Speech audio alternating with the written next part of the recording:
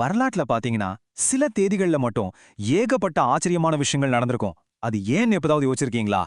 ஏதோ ஒரு மேஜிக் மாதிரி அந்த ஒரு நாள்ல மட்டும் முக்கியமான நிகழ்வுகள் எல்லாம் ஒன்னா சேரும். அப்படிப்பட்ட ஒரு ஸ்பெஷலான நாளை பத்தி தான் இன்னைக்கு நாம பார்க்க போறோம். சரி, இதோ ஒரு கேள்வி. ஒரு புது ஜாமெட்ரி, அதாவது வடிவியல், முதல்ல கம்ப்யூட்டருக்கு கோட் பண்ணுவங்க, அப்புறம் ஒரு நோபல் பரிசு. இதுக்கெல்லாம் என்ன சம்பந்தம் இருக்கும்னு நினைக்கிறீங்க? பார்க்க சம்பந்தமே இல்லாத மாதிரி இருக்குல்ல? ஆனா இது எல்லாத்தையும் இணைக்கிற ஒரு புள்ளி இருக்கு. வாங்க அந்த புதிரை நாம ஒன்னா சேர்ந்து விடுவிக்கலாம். அந்த பதில் ஒரே ஒரு நாள்ல அடங்கியிருக்கு. பிப்ரவரி 12. ஆமா, இந்த ஒரு நாள்ல தான் இது எல்லாமே நடந்திருக்கு. கணித உலகத்திலையும் சரி, அறிவியல் உலகத்திலையும் சரி, இந்த பிப்ரவரி 12ஆம் தேதி ஏன் இவ்ளோ முக்கியமான ஒரு நாளா இருக்குன்னு வாங்க நாம விரிவா பார்க்கலாம். சரி, வாங்க நம்ம பயணத்தை ஆரம்பிக்கலாம். கொஞ்சம் டைம் டிராவல் பண்ணி பின்னாடி போக போறோம். நம்ம முதல் கதை நாம இந்த உலகத்தையும் வெளியும் பார்க்குற பார்வையை மொத்தமா மாத்தின ஒரு முக்கியமான தருணத்துக்கு நம்மளை கூட்டிட்டு போக போகுது. இத கொஞ்சம் கற்பனை பண்ணி பாருங்க. கிட்டத்தட்ட 2000 வருஷமா எல்லாருமே ஒரு விஷயத்த உறுதியா நம்பிட்டு இருக்காங்க. ரெண்டு இணை கோடுகள், அதாவது parallel லைன்ஸ், எப்பவுமே ஒன்னோட ஒன்னு சேராது, நேரா போயிட்டே தான் இருக்கும்னு. அப்போ பிப்ரவரி 12 1826ல நிக்கோலாய் லோபசெவ்கின்னு ஒரு வராரு. வந்து, ஒரு நிமிஷம், ஒருவேளை அந்த கோடுகள் விலகி போறா என்னாகும் அப்படின்னு ஒரு கேள்வியே கேட்டுறாரு. அவ்வளவுதான். அந்த ஒரு சின்ன கேள்வி ஹைப்பர்போலிக் ஜாமெட்ரின்னு ஒரு புது உலகத்தையே திறந்து வச்சுது. அதுக்கப்புறம் எதுவுமே முன்னாடி மாதிரி இல்ல. இது ஏதோ கிளாஸ் ரூம்ல நடந்த ஒரு சின்ன விவாதம் கிடையாது. லோபசெவ்ஸ்கியோட அந்த புரட்சிகரமான யோசனை தான் பின்னாடி ஐன்ஸ்டீன் அவரோட சார்பியல் கோட்பாட்டை உருவாக்குறதுக்கும் நவீன இயற்பியலுக்கும் அடித்தளமா அமைஞ்சது. யோசிச்சு பாருங்க, ஒரே ஒரு சிந்தனை பிரபஞ்சத்தை பத்தின நம்மளோட புரிதலையே தலைகீழா மாத்திடுச்சு. சரி, பிப்ரவரி 12ஓட மேஜிக் ஜாமெட்ரியோட முடியல. இன்னைக்கு நம்ம உலகத்தையே இயக்குற கம்ப்யூட்டர்களுக்கும் இந்த நாளுக்கும் ஒரு பெரிய சம்பந்தம் இருக்கு. இந்த தேதி எப்படி கணினி யுகத்தோட விடியல்ல ஒரு முக்கிய பங்கு வகிச்சதுன்னு இப்ப பார்க்கலாம். இங்க ரெண்டு பேரை பாருங்க.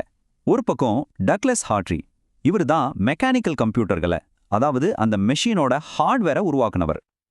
இன்னொரு பக்கம் கேத்லின் மெக்னால்டி அன்டோனேலி, இவங்க தான் அந்த மெஷினுக்கு உயிர் கொடுத்தவங்க, அதாவது சாஃப்ட்வேரை கோடை எழுதுனவங்க. இவங்களோட கதைகள் கம்ப்யூட்டர் எப்படி ஒரு வெறும் இரும்பு பெட்டியிலிருந்து சிந்திக்கிற ஒரு சக்தியா மாறுச்சுங்கிறத நமக்கு அப்படியே படம் பிடிச்சு காட்டுது. வருஷம் 1946. யோசி பாருங்க, உலகம் அப்பதான் அணுசக்தியோட பிரம்மாண்டத்தை பார்த்து மிரண்டு போயிருக்கு. அந்த நேரத்துல ஹார்ட்ரி என்ன சொல்றாருன்னா, அணுசக்தி எந்த அளவுக்கு நாகரிகத்தை மாத்த போகுதோ அதே அளவுக்கு இந்த டிஜிட்டல் கம்ப்யூட்டர்களும் மாத்தும்னு சொல்றாரு. என்ன ஒரு தீர்க்க தரிசனம் பாருங்க.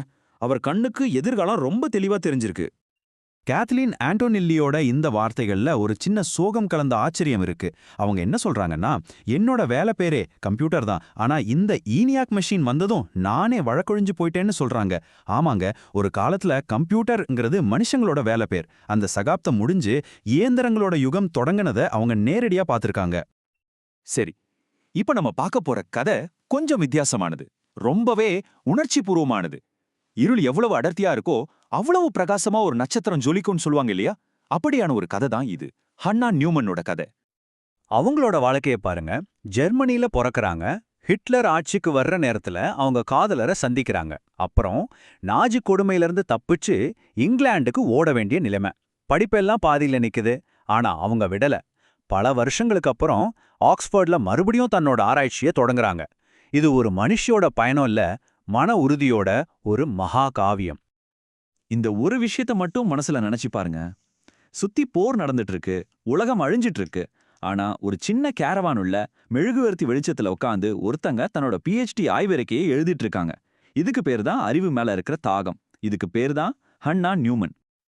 அவங்க செஞ்ச சாதனைகள் சாதாரணமானது இல்ல.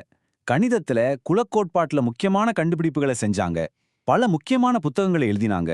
ஆனா அதையெல்லாம் விட அவங்களோட பெரிய மரபு என்ன தெரியுமா? எவ்வளோ பெரிய கஷ்டம் வந்தாலும் திறமையும் மன உறுதியும் இருந்தா எதையும் சாதிக்கலாம்னு நமக்கு கத்துக் கொடுத்துட்டு போனதுதான். சரி, இவ்வளவு பெரிய ஆளுங்களை பத்தி பார்த்துட்டோம். ஆனா நான் இப்பவும் சொல்றேன், நாம பார்த்தது வெறும் ட்ரெய்லர் தான். பிப்ரவரி 12ங்கிற இந்த ஒரு நாள்ல இன்னும் நிறைய மேதைகள் அடங்கியிருக்காங்க. சும்மா பேர்களை பாருங்க. ரிச்சர்ட் டெடிகெய்ண்ட் விகிதமுறா எண்களை பத்தி நம்ம புரிவலையே மாத்தினவர். ஜாக் ஹெர்பிராண்ட் கணித தர்க்கத்தோட ஒரு ஜாம்பவான். ஜூலியன் ஷ்விங்கர் குவாண்டம் இயற்பியலுக்காக நோபல் பரிசு வாங்கினவர். ஹெர்பர்ட் ராபின்ஸ் புள்ளியியல்ல பெரிய பேரு. இவங்க எல்லாரும் இந்த ஒரு நாள்ல சம்பந்தப்பட்டவங்க. இது ஒரு நாள் இல்ல, இது ஒரு மேதைகளின் நட்சத்திர கூட்டம். சரி, இத்தனை கதைகளையும் நாம ஏன் பார்த்தோம்? இதுலேருந்து நமக்கு என்ன தெரிய வருது? ஒரு தேதிக்கு ஏன் இவ்ளோ முக்கியத்துவம்? வாங்க இந்த எண்களுக்கு பின்னாடி இருக்கிற மனுஷங்கள பத்தி கொஞ்சம் யோசிக்கலாம். பிப்ரவரி 12 நமக்கு ஒரு விஷயத்தை ரொம்ப அழகா ஞாபகப்படுத்துது. கணிதமும் அறிவியலும் வெறும் எண்கள்லயோ சமன்பாடுகள்லயோ இல்ல. அதுக்கு பின்னாடி மனுஷங்களோட போராட்டங்கள், வெற்றிகள், கண்ணீர், சந்தோஷம்னு ஒரு பெரிய கதை இருக்கு. வரலாறுங்கிறது வெறும் தேடிகளோட பட்டியல் கிடையாது. அது நம்ம மாதிரி மனுஷங்களோட அனுபவங்களோட ஒரு தொகுப்பு. அப்போ நீங்க இப்ப இந்த காணொளிய பாக்குற இந்த தேதியில என்ன கதைகள் மறைஞ்சிருக்கலாம்? யோசிச்சு பாருங்க. உங்கள சுத்தி பாருங்க. ஒவ்வொரு நாளுக்கும் பின்னாடி ஒரு கதை இருக்கு. அந்த கதைகளை நாம தேடி கண்டுபிடிக்கணும், அவ்வளவுதான்.